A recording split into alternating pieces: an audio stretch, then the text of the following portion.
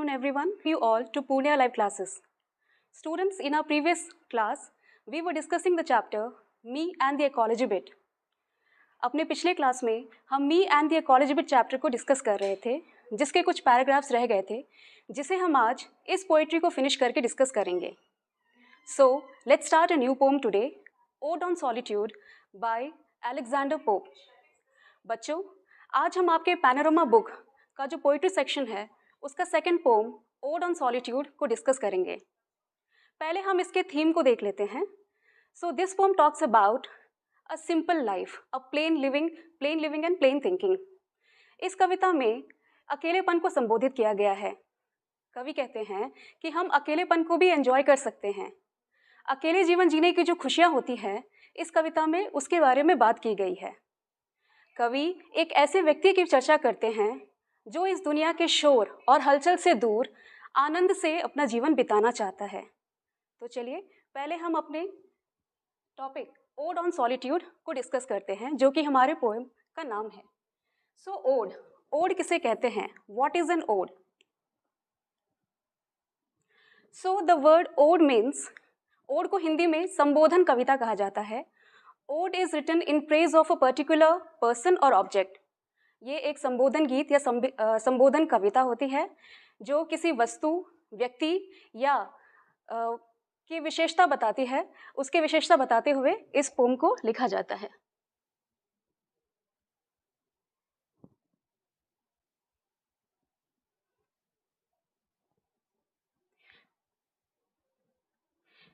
इसके पोएट हैं Alexander pope.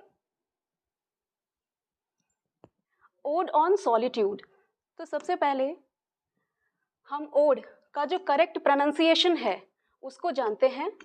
Odd को इस तरह से प्रोनाउंस किया जाता है और ओड का मतलब होता है एक संबोधन गीत. अब हम सॉलिट्यूड किसे कहते हैं? What is solitude? Solitude in Hindi means अकेलापन. सॉलिट्यूड को हिंदी में अकेलापन कहा जाता है. अब आप सोच रहे होंगे, इस वर्ड अकेलेपन वर्ड को सुन के आप ये सोच रहे होंगे कि इस पोइट्री का जो थीम है वो बहुत ही सैड है, बहुत ही उदास पोइट्री है. लेकिन ऐसा बिल्कुल भी नहीं है. पोएट इस कविता में अलेक्जेंडर पोप ने सॉलिट्यूड यानी अकेलेपन की जो अच्छाई है, जो पॉजिटिव पर्सपेक्टिव है, उसको दर्शाया है. Alexander pope. तो बच्चों, आपके एग्जामिनेशन में पोएट्स के नेम्स और ऑथर्स के नेम पूछे जाते हैं. So ode on solitude is written by Alexander Pope. So who was Alexander Pope? Alexander Pope was an English poet and he wrote this poetry in the year 1700. उन्होंने इस कविता को 1700 में लिखी थी. And you would be surprise to know that he wrote this poetry at the age of 12. उन्होंने मात्र 12 वर्ष की आयु में इस कविता को लिखा था. वो आपसे भी छोटे थे जब उन्होंने इस पोएट्री को, इस पोम को लिखा था. तो यहाँ पे उनके बर्थ और डेथ ईयर्स हैं. उनका जो जन्म है वो 21 मई 1688 को हुआ था और उनकी डेथ यानी मृत्यु 30 मई 1744 में हुआ था. तो ये ईयर्स इम्पॉर्टेंट है. 1688 में उनका बर्थ हुआ था. He was born in the year 1688 and he passed away, he died in the year 1744. He was one of the greatest satirists of the early 18th century. Satirist क्या होता है? Satirist होता है व्यंग्यकार. वो एक क्रिटिक थे, यानी वो एक आलोचक थे और वो एक सटायरिस्ट भी थे. Famous works. So these are the famous. वैसे तो उन्होंने बहुत सारी रचनाएं की हैं, लेकिन ये कुछ वर्क्स हैं जो आपके बुक में हैं, तो आपको इनके नाम याद रखने हैं. His famous works are the rape of the lock, the Dunciad, the epistles, essay on criticism and essay on man. So these are some of his important works.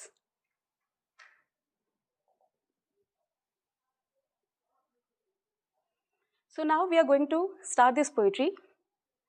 It's a beautiful poem composed by Alexander Pope.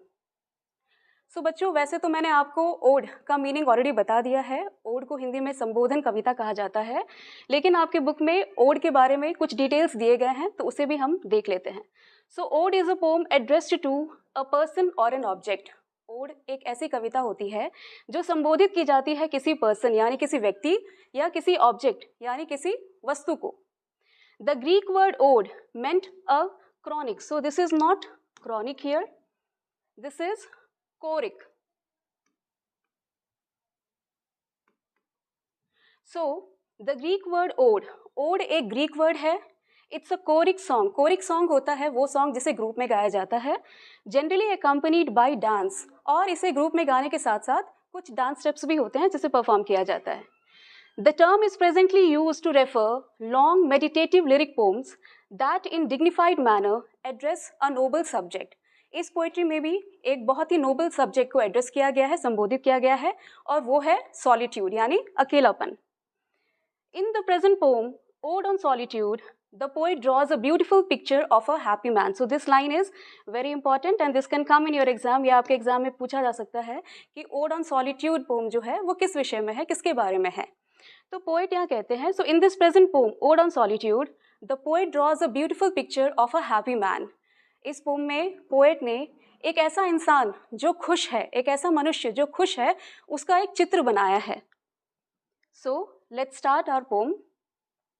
So this is the first stanza of your poetry. ये आपके कुछ first few lines हैं आपके poem के. Happy the man whose wish and care a few paternal acres bound, content to breathe his native air in his own ground. So let's discuss the meaning of few words here. The word wish. The word wish means इच्छा, हमारी जो इच्छाएं होती हैं. And the word care means चिंता. Bound किसे कहते हैं? तो इंग्लिश में बाउंड होता है लिमिटेड. यहाँ पे हम हिंदी में इसे सीमित लिख सकते हैं. Content to breathe his native air in his own ground. The word content means satisfied, संतुष्ट होना. तो पोएट यहाँ क्या कह रहे हैं? Happy the man यानी वह मनुष्य खुश है, वह इंसान खुश है. Whose wish and care जिसकी इच्छाएं या जिसकी चिंता बाउंड है यानी लिमिटेड है, सीमित है. कहाँ तक सीमित है? A few paternal acres, कुछ एकड़ ज़मीन तक सीमित है. वो ज़मीन जो उसे अपने पेरेंट्स से मिली है यानी उसे अपने माता पिता से मिली है. तो पोएट यहाँ कह रहे हैं कि वह इंसान खुश है जिसकी इच्छा यानी जिसकी विश और केयर लिमिटेड है, सीमित है कुछ एकड़ ज़मीन तक जो उसे अपने विरासत में अपने पिता से मिली है. The word paternal means inherited from father यानी जो हमें पिता से विरासत में मिले. Content to breathe his native air in his own ground. तो पोएट यहाँ क्या कहना चाह रहे हैं? वो कहते हैं कि वह इंसान संतुष्ट है, सेटिस्फाइड है जो अपने ही होमलैंड यानी अपने ही मातृभूमि पर, अपने ही ज़मीन पर, अपने ही ग्राउंड पर खुल के सांस ले पा रहा है. द वर्ड ब्रीथ मीन्स सांस लेना. सो पोएट यहाँ क्या कहना चाह रहे हैं? पोएट यहाँ कह रहे हैं कि हमारी जो इच्छाएं हैं वो जितनी सीमित होती हैं हम उतने खुश होते हैं. So this is your first stanza. Students here you have explanation. आपके एग्जामिनेशन में ये एक्सप्लेनेशन पार्ट हेल्पफुल रहेगा, तो इसे भी हम डिस्कस कर लेते हैं. The poet's deepest desire is that he should have a few acres of his own land where he is happy to live and work. तो पोएट की क्या इच्छा है, क्या विश है, क्या डिज़ायर है? That he should have a few acres of his own land. उसके पास कुछ एकड़ ज़मीन हो जो उसे अपने पिता से मिली है, जिस पे वो रह सकें और मेहनत कर सकें. इस तरह से वो क्या करेंगे? वो खुश रहेंगे. He will be happy. He will be happy to breathe the air of his native land. वो अपनी मातृभूमि पर रह के, अपनी भूमि पर रह के खुल के सांस ले पाएंगे और खुश रहेंगे. This shows that he is happy with what he has in his native place. तो ये लाइन दिखाता है, ये कविता और ये पंक्तियाँ दिखाती हैं कि वो खुश हैं, उनके पास जो चीज़ जितने मात्रा में है वो खुश हैं. And he does not wish to have more. और कुछ अधिक पाने की उनकी इच्छा नहीं है. उनके पास जितने रिसोर्सेस हैं, जो चीज़ जितनी मात्रा में है वो उतने में ही खुश हैं. Now let's move to the second stanza. Whose herds with milk, whose fields with bread, whose flocks supply him with attire, whose trees in summer yield him shade, in winter fire. So let's know the meaning of your new words here. यहाँ पे आप देख सकते हैं you have the word hertz. Hertz किसे कहते हैं?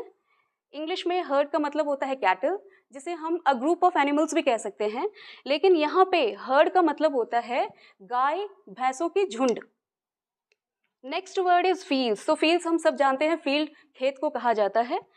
The next word is bread. तो यहाँ पे हम पैकेट वाली ब्रेड की बात नहीं कर रहे हैं, यहाँ पे ब्रेड का मतलब होता है भोजन या खाना या रोटी। Next word is flocks. तो फ्लॉक्स भी अ ग्रुप ऑफ एनिमल्स ही होता है, लेकिन यहाँ पे फ्लॉक्स का मतलब है a group of sheep. Sheep हमें क्या देती है?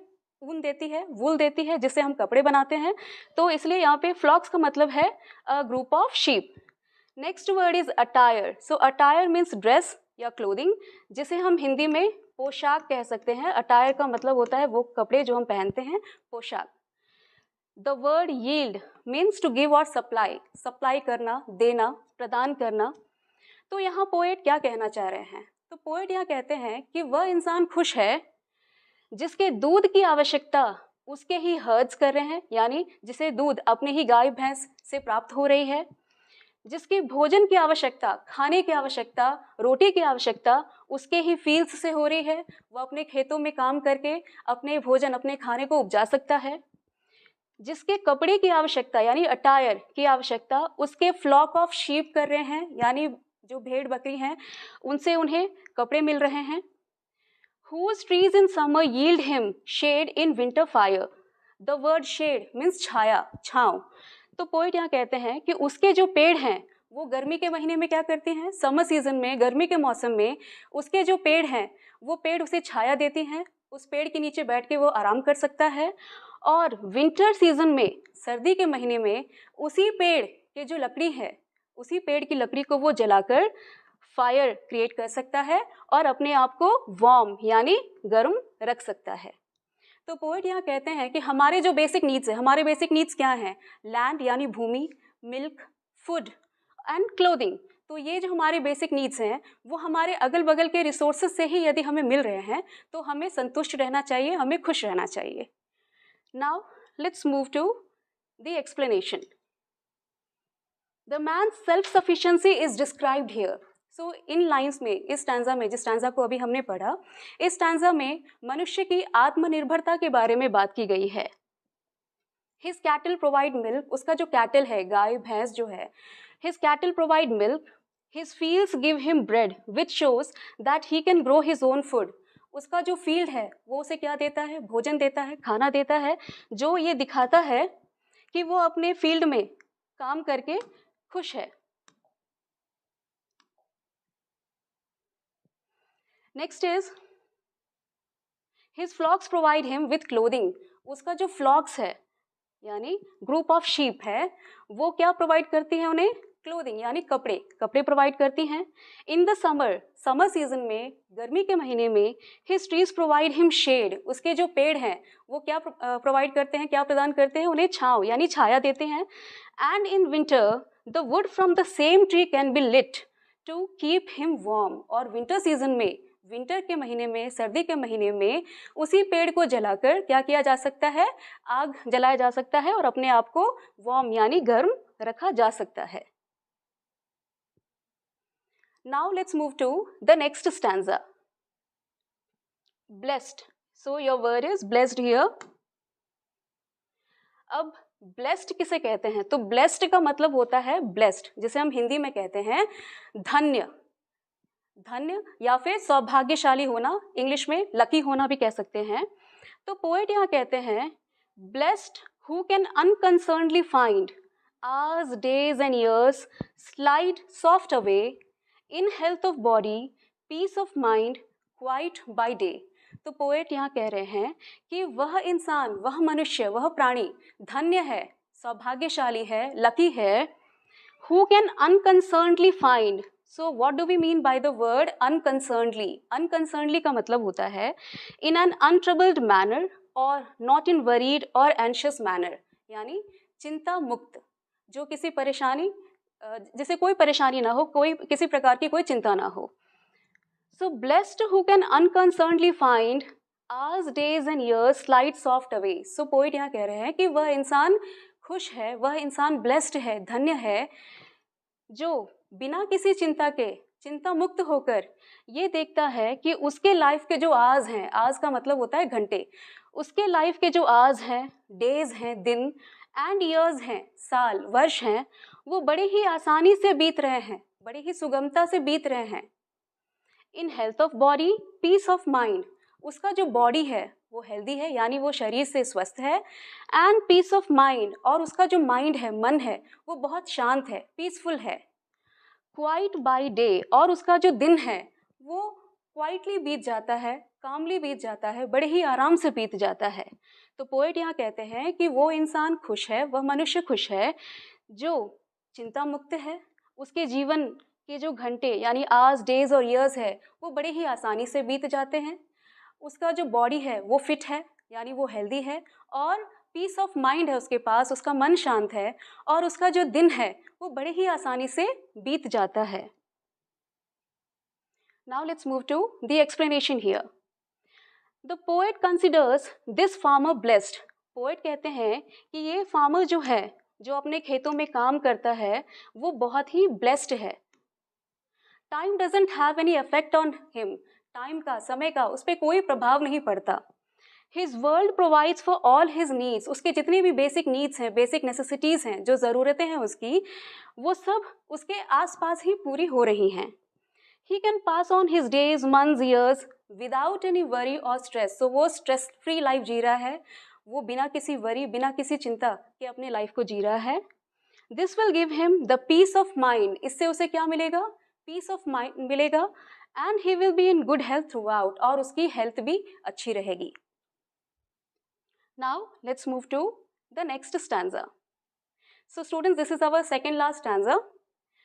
Sound sleep by night, study and ease, together mixed, sweet recreation and innocence, which most does please with meditation. So you have few new words here. यहाँ पे sound sleep का मतलब गहरी नींद है। जब हम गहरी नींद में सोते हैं तो उसी को कहा जाता है कि हम साउंड स्लीप ले रहे हैं। So the word sound sleep means गहरी नींद। The word study, तो study तो हम जानते हैं, study होता है पढ़ाई करना, अध्ययन करना।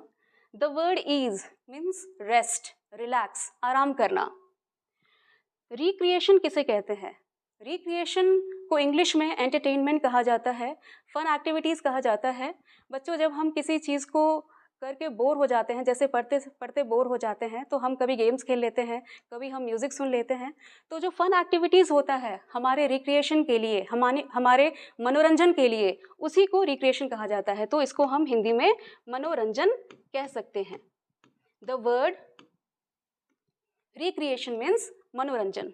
The next word is innocence. Innocence का मतलब होता है सरलता, एक ऐसा व्यक्ति जिसमें कोई छल कपट ना हो।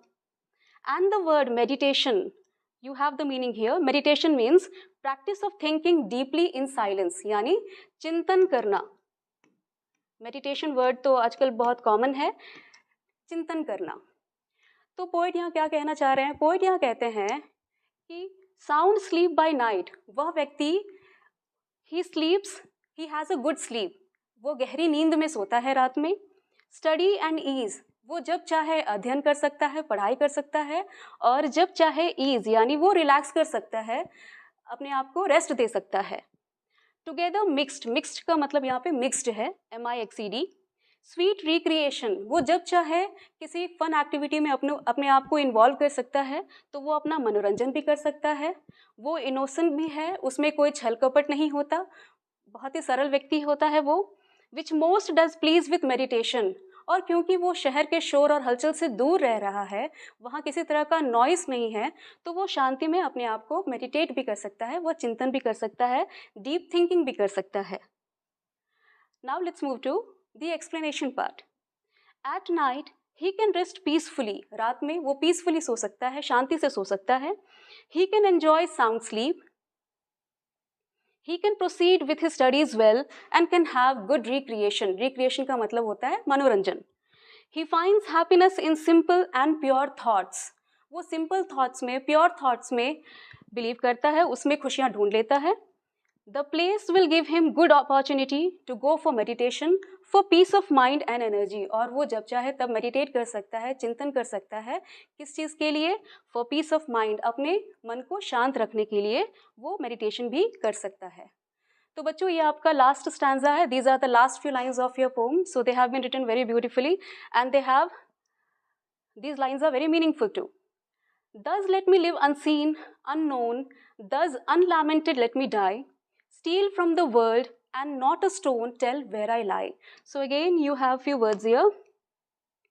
The word unseen, unseen का मतलब होता है अनदेखा, जिसे हम देख ना सके. And the word unknown का मतलब होता है अनजाना, जिसको हम जानते नहीं, पहचानते नहीं. Unlamented, lament का मतलब होता है विलाप करना, शोक मनाना. जैसे किसी की मृत्यु पे शोक मनाया जाता है, लेकिन यहाँ पे अनलैमेंटेड का मतलब होता है, you have the word here, unmoaned, not very sad. जब हम बहुत ज़्यादा उदास ना हो, परेशान ना हो, विलाप ना करें. तो पोएट यहाँ क्या कहना चाह रहे हैं? Thus let me live unseen, unknown. तो पोएट कैसा जीवन जीना चाह रहे हैं?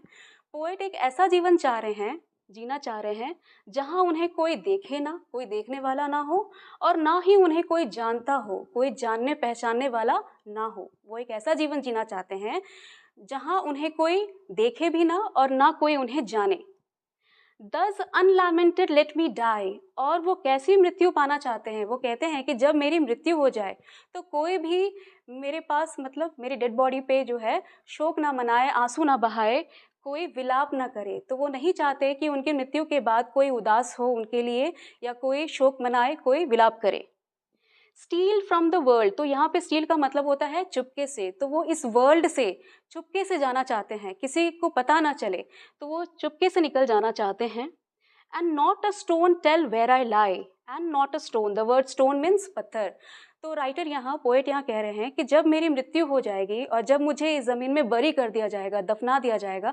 हम सब जानते हैं that he was a Christian, and Christianity में क्या होता है, आफ्टर डेथ बॉडी को बरी कर दिया जाता है, यानी उसे दफना दिया जाता है. तो पोएट यहाँ कहते हैं कि मेरी मृत्यु के बाद जिस जगह पे मुझे दफनाया जाएगा वहाँ कोई पत्थर भी नहीं रखना, वहाँ कोई पत्थर भी ना रहे, कोई समाधि ना बनाया जाए, कोई कब्र ना बनाया जाए, किसी को ये ना पता चले कि मुझे वहाँ पे, मैं वहाँ लाई करता हूँ, यानी मुझे वहाँ पे दफनाया गया है.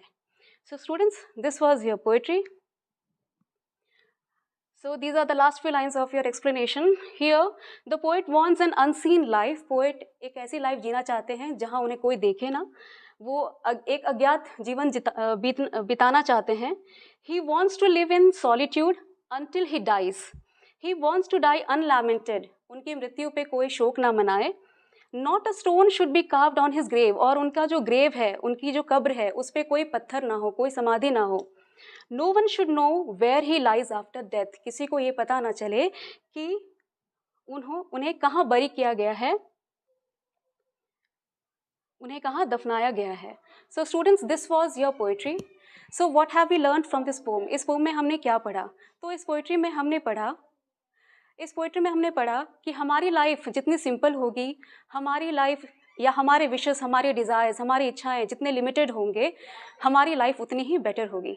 तो बच्चों, लास्ट क्लास में हमारे कुछ लाइंस, हमारे कुछ पैराग्राफ्स रह गए थे इस चैप्टर के, me and the ecology bit के. तो इसे आज हम डिस्कस करेंगे. तो लास्ट फ्यू पैराग्राफ्स डिस्कस करने से पहले मैं आपको एक छोटी सी समरी दे देती हूँ, ताकि आप समझ जाएं कि इस चैप्टर में हमने पहले अपने पिछले क्लास में क्या पढ़ा था. तो हमने देखा था कि इस चैप्टर का जो मेन कैरेक्टर है, me and the ecology bit का जो मेन कैरेक्टर है वो है जिम. जिम इस चैप्टर का सेंट्रल कैरेक्टर है, और इस चैप्टर में और भी 3 कैरेक्टर्स हैं. एक है miss green, mister Williams and mister Johnson. तो हम देखते हैं कि जिम के पास एक पेपर रूट होता है जिसमें कुछ सेलेक्टेड घरों में वो न्यूज़पेपर डिलीवर करता है, और वो हर सैटरडे को वहाँ से मनी कलेक्ट करने के लिए जाता है. जब वो मनी कलेक्ट करने के लिए जाता है तब वो लोगों को उपदेश देता है इकोलॉजी कंजर्वेशन, यानी पर्यावरण संरक्षण के बारे में, लेकिन वो खुद इसका पालन नहीं करता. तो क्या होता है कि लोग इसका मजाक उड़ाते हैं, इसकी बात भी नहीं सुनते और इसका मजाक भी उड़ाते हैं. तो लास्ट में हम देखते हैं, ये पैराग्राफ रह गया था हमारा. तो I here stands for him. I का मतलब यहाँ पे जिम है. तो राइटर यहाँ कहते हैं I don't talk to the rest of my root about ecology. तो जब मैं मिस्टर जॉनसन के घर से अपने घर की तरफ आता हूँ तो मैं रास्ते में किसी से भी इकोलॉजी यानी एनवायरनमेंट पर्यावरण के बारे में बात नहीं करता हूँ, किसी को उपदेश नहीं देता हूँ, किसी को ज्ञान नहीं देता हूँ। It's very boring work, this ecology bit. So what work is boring? This work of preaching about ecology is very boring. But when I get home, जब मैं घर पहुंचता हूँ, I see my mother using the electric mixer. तो उन्होंने सबको ज्ञान दिया, उन्होंने mister Williams, mister Johnson, miss green सबको कहा कि हमें अपने पर्यावरण का संरक्षण करना चाहिए, पेड़ों को नहीं काटना चाहिए, पत्तों को नहीं जलाना चाहिए। लेकिन जब वो घर जाते हैं तब घर में वो अपनी ही माँ को इलेक्ट्रिक मिक्सर यूज़ करते हुए देखते हैं और वो कहते हैं you should do that with your old egg beater. तो ओल्ड एग बीटर एक मैनुअल इंस्ट्रूमेंट होता है किसी चीज़ को फेंटने के लिए। तो यहाँ पे ये जो राइटर है जिम है वो अपनी मदर से कहते हैं you should do that with your old egg beater. आप ये काम अपने ओल्ड एग बीटर से भी कर सकती हैं, मैनुअली भी कर सकती हैं, इलेक्ट्रिसिटी वेस्ट करने की क्या ज़रूरत है। I point out to her save on electricity यानी बिजली को बचाइए। Women use too many electric things. औरतें, महिलाएं बहुत इलेक्ट्रिकल थिंग्स को यूज़ करती हैं और इलेक्ट्रिसिटी को वेस्ट करती हैं, ऐसा जिम कहते हैं। Now what does his mother से? उनकी माँ क्या कहती हैं? क्या वो उनकी बात मानती हैं या वो भी दूसरों की तरह उसका मजाक उड़ाती हैं, उन्हें डांटती हैं? She says in a very cold voice. Cold voice का मतलब होता है अनफ्रेंडली वे में। वो कहती हैं so who watches TV 27 hours a day. आप यहाँ देख सकते हैं 27 आवर्स अ डे, वैसे तो 24 आवर्स अ डे होता है, लेकिन यहाँ पे एग्जैजरेट किया गया है, किसी एक बात को हाईलाइट किया गया है। तो यहाँ वो कहते हैं who watches TV 27 hours a day. 27 hours a day का मतलब होता है पूरा दिन। पूरा दिन टीवी कौन देखता है, टेलीविज़न कौन देखता है? तुम तो मुझे उपदेश दे रहे हो कि मुझे इलेक्ट्रिसिटी को बचाना चाहिए, लेकिन तुम खुद ही पूरे दिन टीवी देखते हो, टेलीविज़न देखते हो। और is that some other kind of electricity? या वो किसी अदर दैट इज़ कोई और किसी और प्रकार का बिजली है, किसी और प्रकार की इलेक्ट्रिसिटी है। Now these lines have been spoken by Jim. Jim कहते हैं सी वॉट आई मीन। देखो, मैं आपसे कह रहा था, मेरी बात कोई नहीं मानता, बाहर भी किसी ने नहीं मानी और मेरी बात मेरी माँ भी नहीं मान रही है। Nobody is willing to do anything about ecology except me. सिर्फ मैं ही इकोलॉजी के बारे में सोच रहा हूँ, मैं ही पर्यावरण के बारे में सोच रहा हूँ और कोई भी कुछ नहीं करना चाहता इकोलॉजी के लिए। And nobody listens to me. और कोई मेरी बात मानता भी नहीं। जब मैं लोगों को उपदेश देता हूँ तो कोई मेरी बात सुनता भी नहीं है। So students, this was your chapter. I hope you have understood. तो इस चैप्टर में me and the ecology bit chapter में हमने क्या देखा, हमने क्या पढ़ा? हमने ये सीखा कि हमें दूसरों को सुधारने से पहले अपने आप को सुधारना चाहिए। इस चैप्टर में हमने देखा कि जिम दूसरों को सुधारने चला था। वो दूसरों को पर्यावरण संरक्षण का ज्ञान दे रहा था, उपदेश दे रहा था, लेकिन वो खुद ही पर्यावरण को प्रदूषित कर रहा था। उसने मिस्टर जॉनसन को गाड़ी चलाने से मना किया, कार चलाने से मना किया। उसने मिस ग्रीन को न्यूज़पेपर्स को रिसाइकिल करने के लिए कहा, उसे फेंकने के लिए मना किया। उसने मिस्टर विलियम्स को एयर पॉल्यूशन होने से या करने से बचने के लिए कहा, लीव्स को नहीं जलाने के लिए कहा, लेकिन किसी ने उसकी बात नहीं मानी। क्यों? क्योंकि वो खुद भी पॉल्यूशन फैला रहा था, वो खुद भी चीज़ों को या प्रदूषण यानी एनवायरनमेंट को, पर्यावरण को प्रदूषित कर रहा था। उसने अपनी माँ को इलेक्ट्रिसिटी सेव करने के लिए कहा, लेकिन वो खुद भी इलेक्ट्रिसिटी को वेस्ट कर रहा था घर पे। तो बच्चों, हमें दूसरों को सुधारने से पहले अपने आप को सुधारना चाहिए। और हमारा जो एनवायरनमेंट है वो बहुत ही प्रीशियस है, बहुत ही इम्पॉर्टेंट है हमारे लिए। तो हमें अपने एनवायरनमेंट को, पर्यावरण का संरक्षण करना चाहिए, इससे सेव यानी बचा के रखना चाहिए, क्योंकि अगर हमारा पर्यावरण सही है तो हम सही हैं। Thank you. So this is the end of our class today.